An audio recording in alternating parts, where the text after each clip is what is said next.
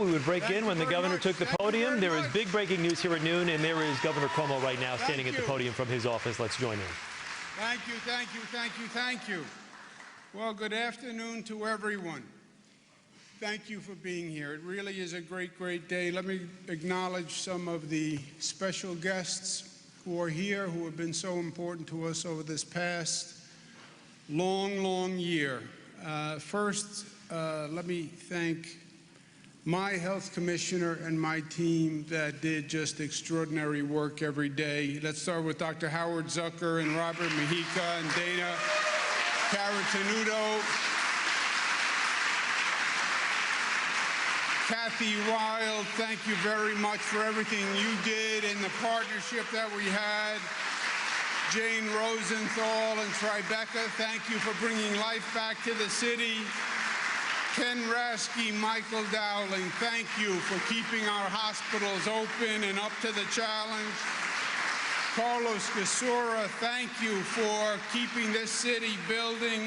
Henry Munoz, thank you for the health care and communities all across this state and country.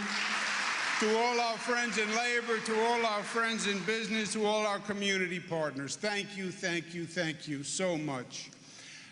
This is a momentous day, and we deserve it because it has been a long, long road. And it's a day to look backwards, remember where we were, but also to look forward and where we're going. When I would do the COVID briefings, I did them every day because I wanted people to have a sense of consistency. I wanted people to have information as a source of comfort.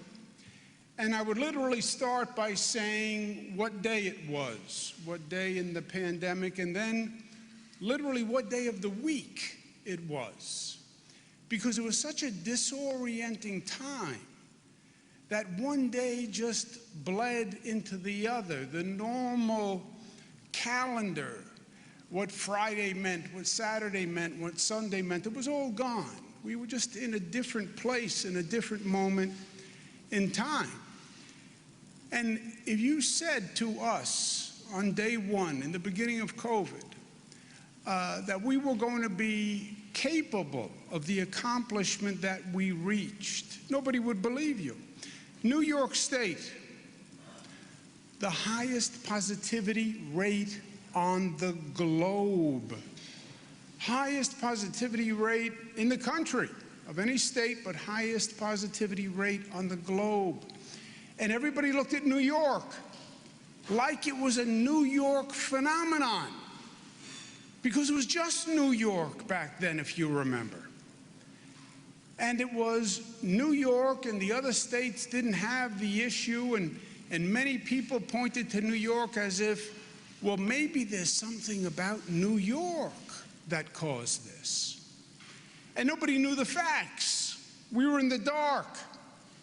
The fact was that New York was the victim of COVID. The fact was that while everybody was talking about China and COVID, COVID had left China and had gone to Europe. And it was in Italy and Spain and France. And the flights from Europe landed where? JFK. They landed at Newark. COVID had been coming here for months and nobody knew it. We were ambushed by COVID. We had people dying from COVID before we knew COVID was here. And then when we finally figured out as a nation what was going on with COVID, it was too late, because it had been coming for months and months. Highest infection rate on the globe. And we were alone. And it was frightening. It was like living through a science fiction movie. Jacob Javits Center, largest field hospital in the United States of America, 2,500 cots set up as far as the eye could see. All military personnel, all green uniforms, waiting for the avalanche of ambulances to bring people. Streets deserted. Times Square deserted. People leaving New York.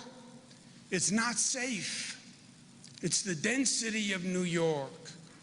It's something about New York, and people abandoned New York. But others stayed and others fought. But it was probably the most frightening moment that we have gone through, and a moment that we will never forget, and a moment that changed us individually and changed us as a society. It was a moment of trauma, and a moment that no one will ever forget and nobody should ever forget. Where are we today? We have the lowest COVID positivity rate in the United States of America.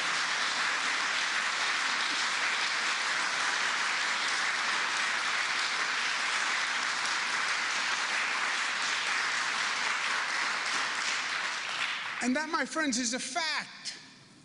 In this day and age where everybody has an opinion, everybody has an opinion, everybody has a political ideology, everyone has an opinion. Yeah, there are still facts. And facts are not Democratic facts or Republican facts or conservative facts or socialist facts. They're facts. And on the facts, what New York has done is extraordinary. We went literally from worst to first.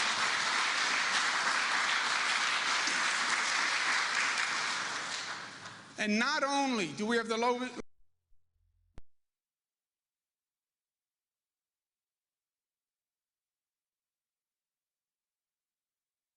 is the national goal, and we hit it ahead of schedule.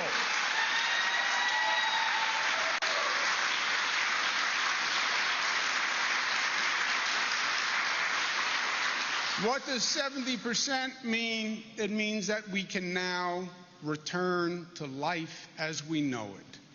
We have the highest vaccination rate in the state. Long Island, 75%, Capital Region, 74%. Congratulations to you. Mid-Hudson, 71%. Congratulations. Central New York, 70.5%.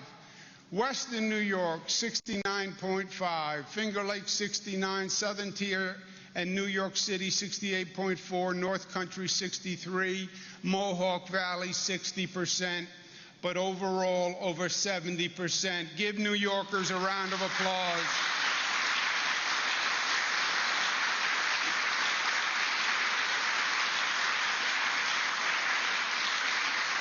And we enter a phase where we successfully deployed the weapon that was going to win the war. And the weapon was the vaccine. And we knew it. But the question was, would we do it? Could you organize enough to get it done? Would people show up to get it done? Could you organize this massive operation and infrastructure not done since World War II, where you could actually get this task done? And we stepped forward, and we stepped forward boldly, and we led the nation. We led with Nurse Sandra Lindsay, who was the first at Northwell to take that vaccine and to say to people, it is okay, it is safe. And we've gone on to do more than 20 million vaccines, more per capita than any big state in the United States of America.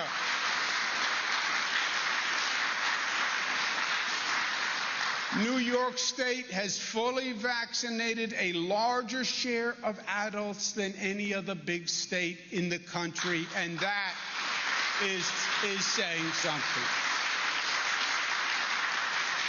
Congratulations to New Yorkers, because they are the ones who did it. We're no longer just surviving. We're not in our homes afraid to go out. We're not in our homes disinfecting everything that we can see. Life is not about survival. Life is about thriving. Life is about seeing people. Life is about loving. Life is about celebrating. Life is about enjoying. Life is about interacting. And now we get back to living in life.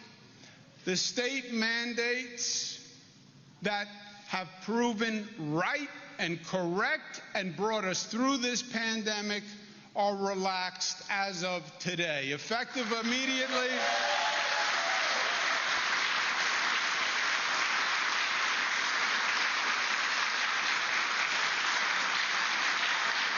Give yourselves a round of applause.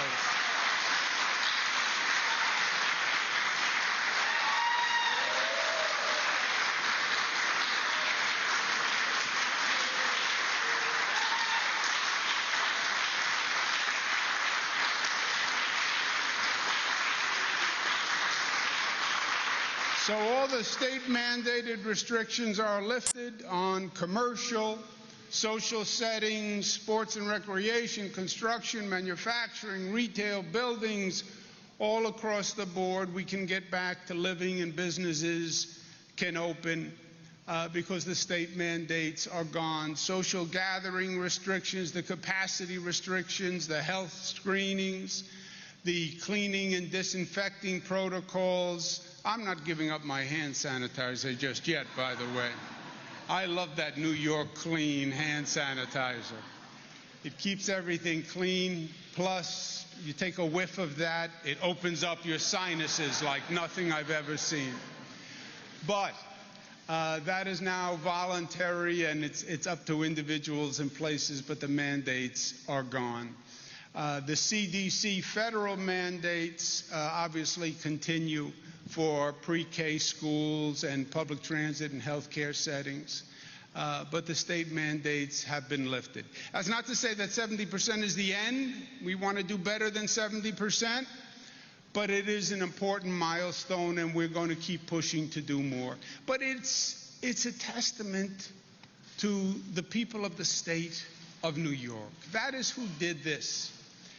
People who stayed tough and smart and united during the most difficult challenge of our lives. And most of all, the essential workers who came forward and whose effort and courage brought us through this day, and they are our heroes.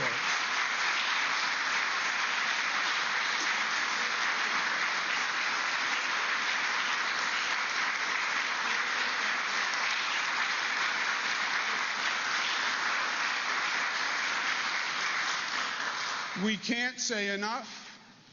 We've said thank you, but we want to say thank you again on behalf of all the people of the state of New York for what has been done, and we want to acknowledge them here today.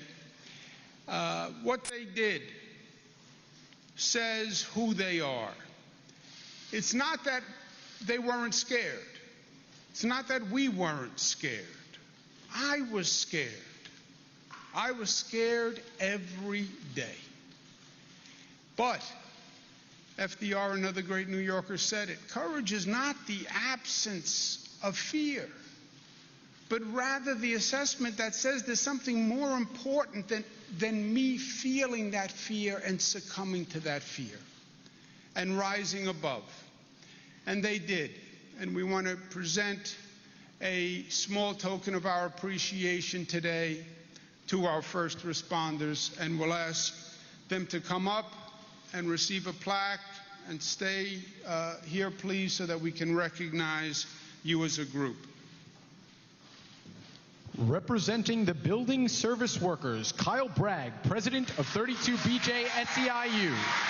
Representing the men and women of the National Guard, Major General Raymond Shields, Adjunct General of the New York and Commander of the New York National Guard. Representing the food and hospitality workers, Richard Morocco, President of the New York Hotel and Motel Trades Council. Representing the store employees, Stuart Applebaum, President of the Retail, Wholesale, and Department Store Union. Representing the sanitation workers, Harry Nisbali, President President of the IBT Teamsters Local 831, the Uniform Sanitation Men's Association.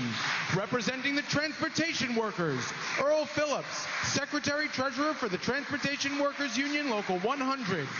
Representing the Delivery Workers, Thomas Giswaldi, President of the Teamsters Joint Council 16. Representing the hospital staff, Maria Castaneda, Secretary-Treasurer of 1199 SEIU. Representing the teachers, Colleen Chiuzzi, 4th grade teacher at PS 295 in Queens and member of the UFT.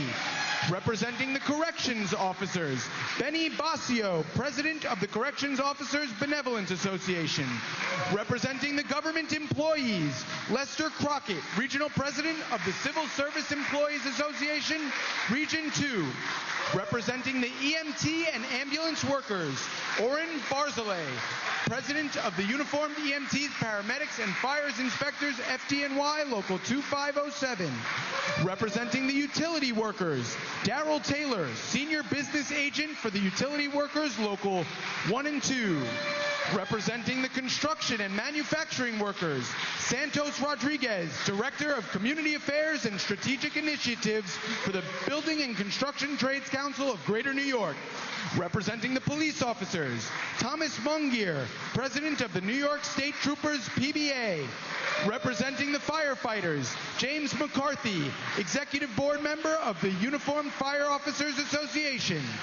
Representing the doctors, Dr. Arthur Cooper, former chair of the Medical Society of the State of New York's Committee on Emergency Preparedness and president of the New York County Medical Society. And finally, representing the nurses, Pat Kane, Executive Director of New York State Nurses Association.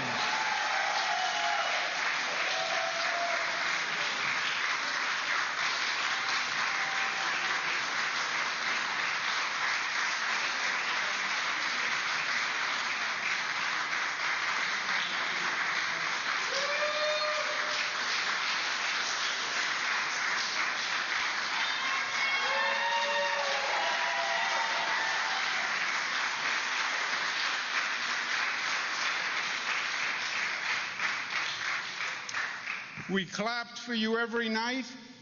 We thank you every day. One final round of applause.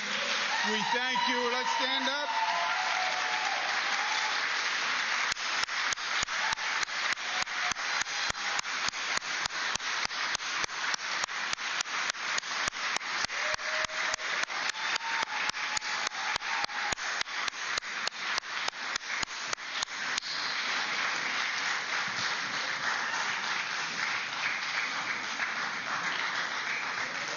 Thank you.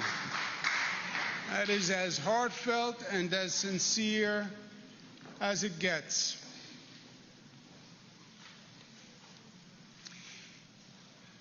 We applaud you. We thank you. To celebrate and honor tonight, we're going to light all the state assets, Empire State Building in blue and gold, and we're going to have fireworks all across the state of New York tonight to celebrate and honor the essential workers.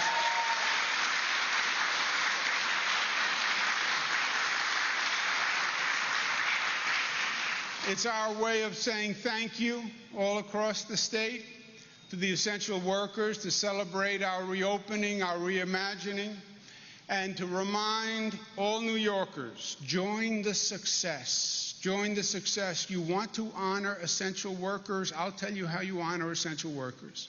You get vaccinated so you don't need the essential workers again.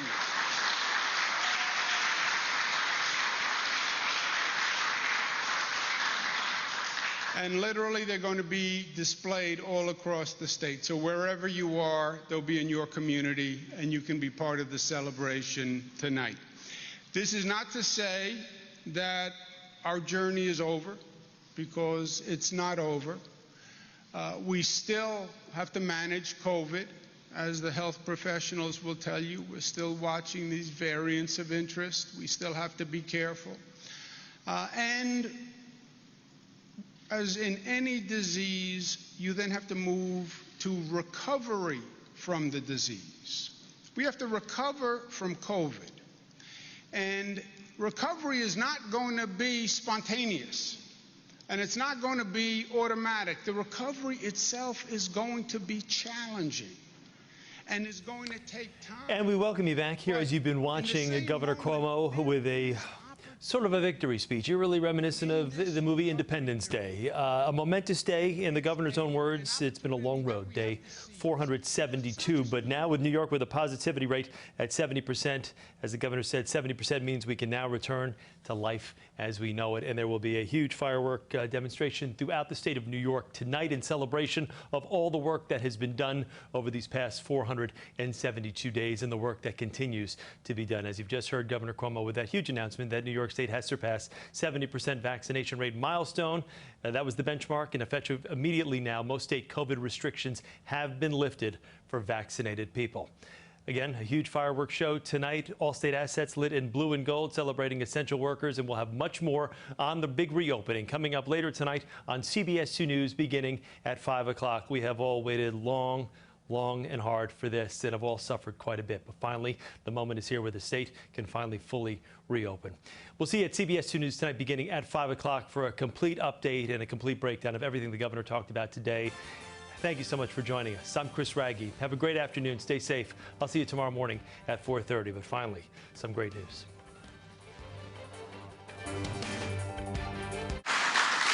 It is going to be up to us. What do we build? How quickly do we recover? How many lessons have we learned?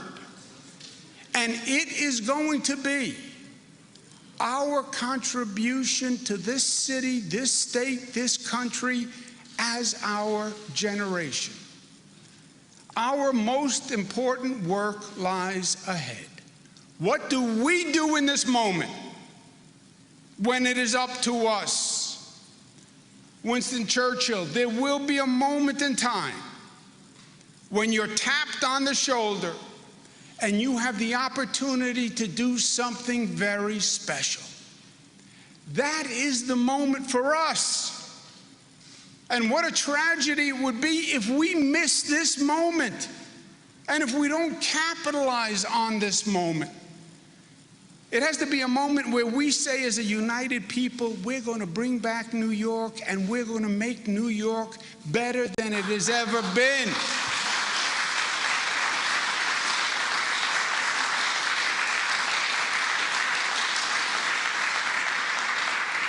Now, you listen to cities and states across the country, they talk about reopening. I say, we're not reopening.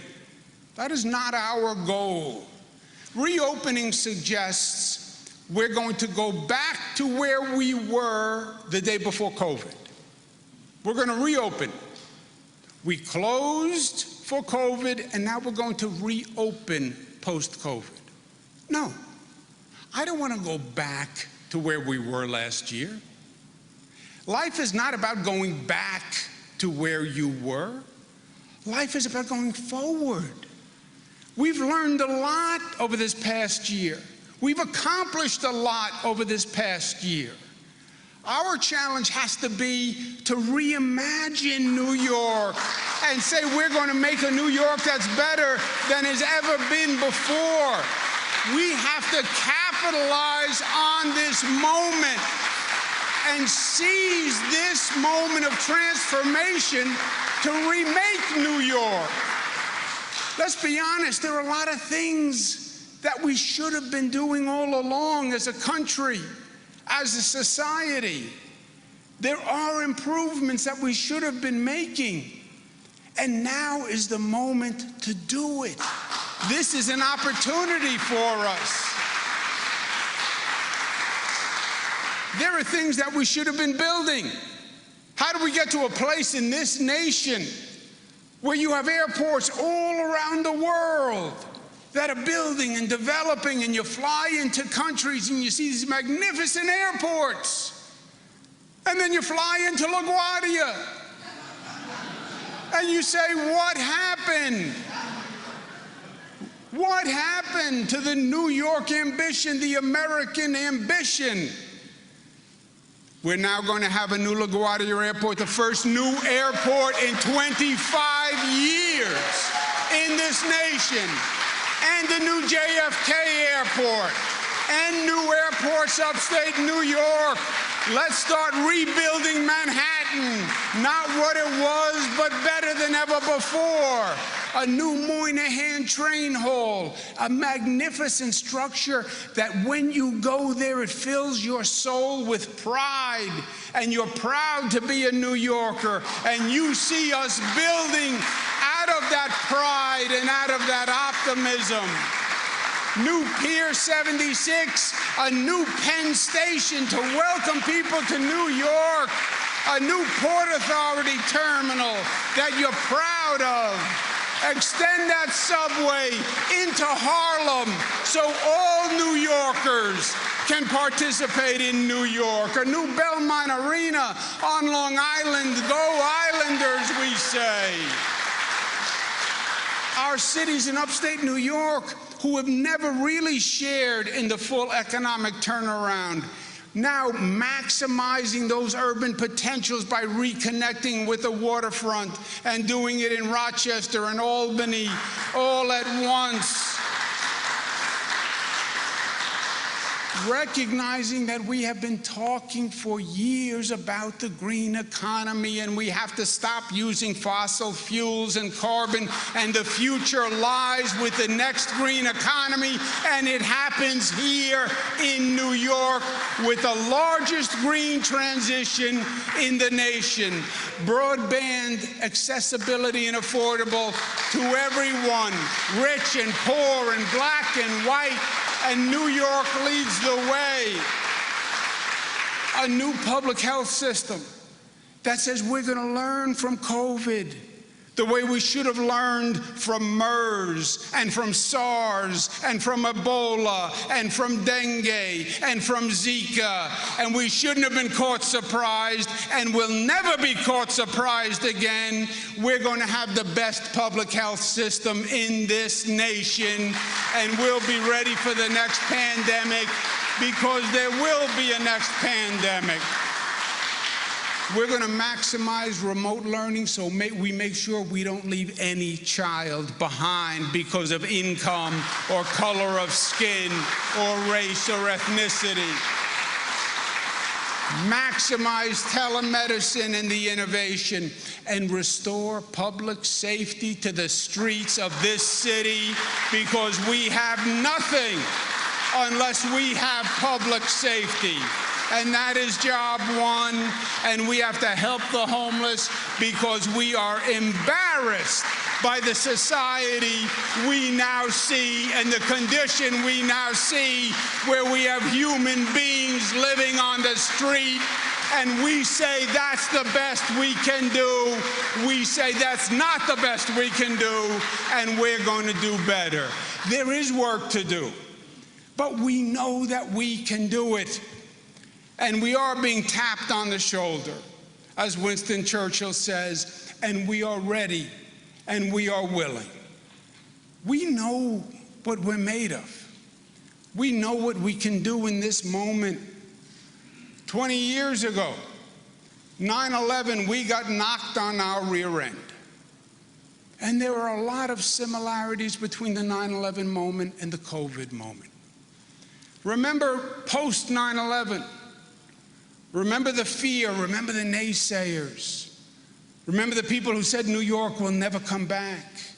New York is a target. We're afraid to go downtown. The terrorists are going to target us again. It's about New York. They want to target New York. Remember the people who fled. Remember the people who said, we'll never come back, we'll never come back. Well, you know what? We came back. And we are standing in a monument to coming back better than ever before.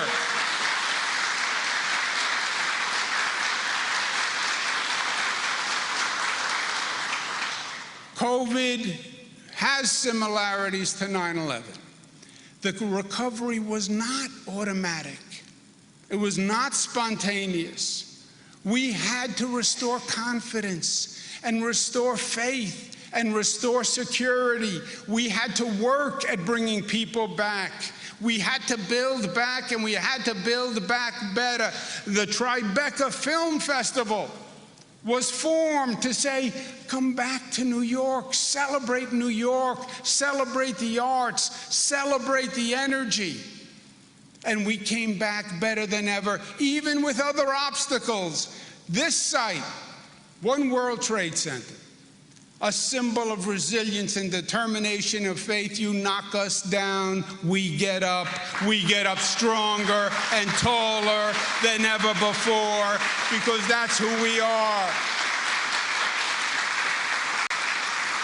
Same site that was overcome by Hurricane Sandy, and we said we'll deal with it and we'll come back better than ever before, because we rise as New Yorkers. That is our motto, Excelsior, ever upwards, aspirational. That's what a New Yorker is. Yes, there are setbacks. Yes, life is going to knock you on your tuchus, as we say in Italian. But the question of a person, the question of your character, the question of a society is, what do you do when you get knocked down? Do you stay down?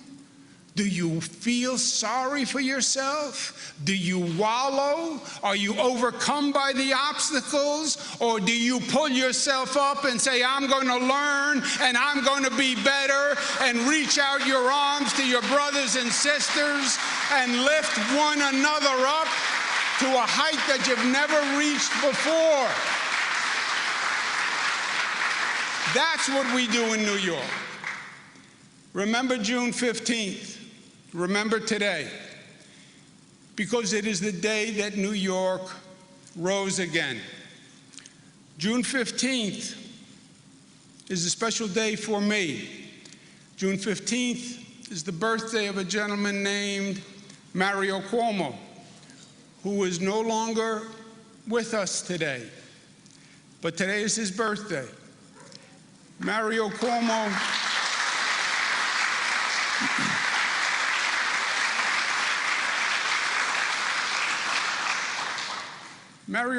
was quite a fellow, a great leader for the state of New York, did many good things for New York, taught New Yorkers many important lessons, taught them about aspiration, talked to them about being their best selves, not giving in to the petty and to the negative, but to rise above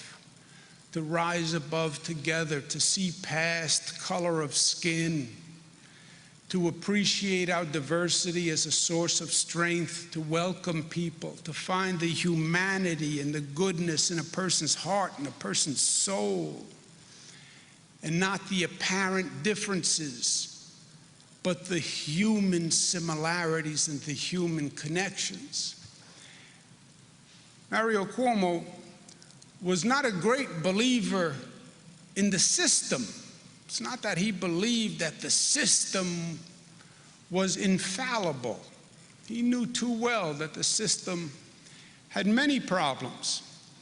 He didn't have an inherent belief in politicians. He didn't like to be called a politician. You called him a politician, he bristled, because he didn't have a high regard for the class of people called politicians, and the pettiness and the lack of integrity that often goes with that. But he had a deep and profound belief in the people of New York. He believed that New Yorkers were special. He believed that coming to this place and being descendants of the people who came to this place made us special. That we came from people who got in little boats and went across great oceans just for the promise of opportunity. And that made us special, and it was done by hard work. and by appreciating family and community and education and struggle and strife. And we dealt with discrimination. And we all know what it feels like to be treated as being different, because we are all different. We are all different. We all come from different places. And that difference can either be a source of alienation and isolation, or it can be a source of community and commonality. And New Yorkers have made it a source of strength. He believed New Yorkers were special. And as he looks down today, he would say, I was right. I was right. You know who beat COVID? The people of New York beat COVID. The courage of New Yorkers beat COVID. The individual strength beat COVID. Think about an essential worker.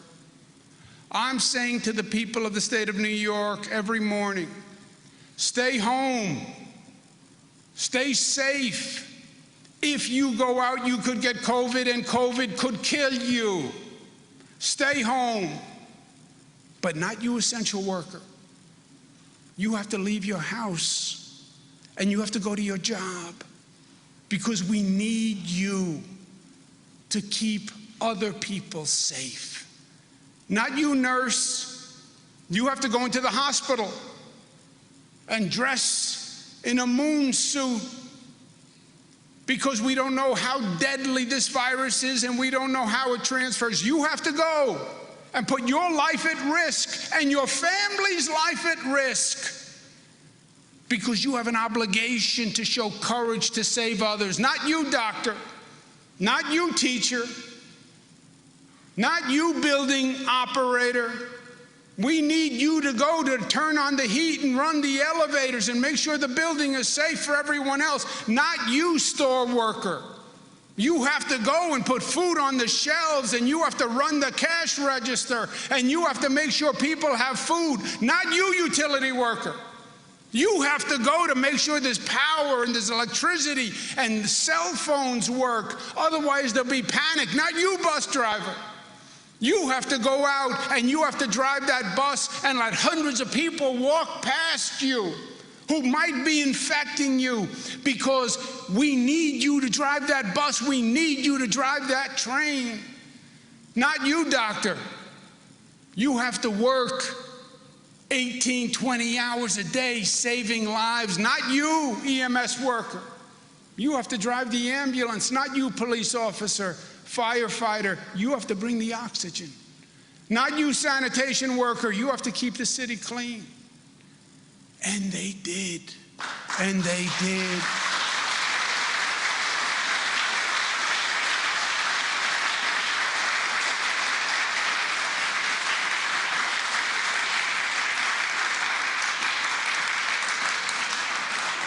Not you, New Yorkers.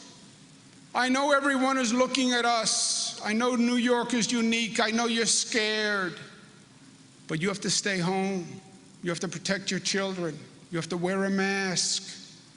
You have to go out and get vaccinated and roll up your sleeve. And I know it hurts. And I know you're afraid. And I know you think there's a risk. But you have to do it, because you have to be strong and you have to be courageous, and you have to do it one for the other. You wear a mask because you care about me.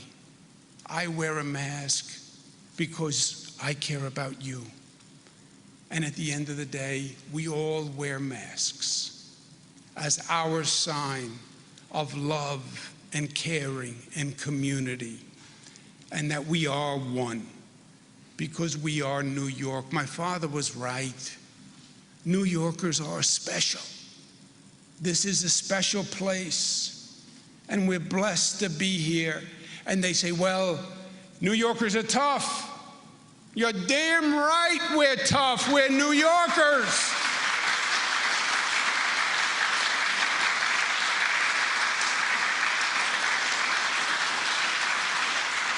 But you don't know what it means to be New York tough unless you're a New Yorker.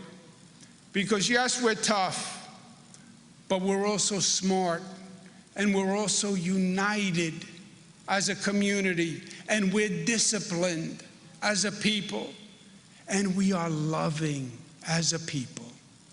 That's what it means to be a New Yorker. And that's what it means to rise above. And that's what we did. And that's the moment that we're going to hold, and the strength that we're going to hold as we move forward to build a state better than ever before, so that when our day is done, we can look at our children and our children's children and say, we did what we had to do. We left you a home that is better and safer and cleaner and fairer than the home that was left to us. God bless you and amen.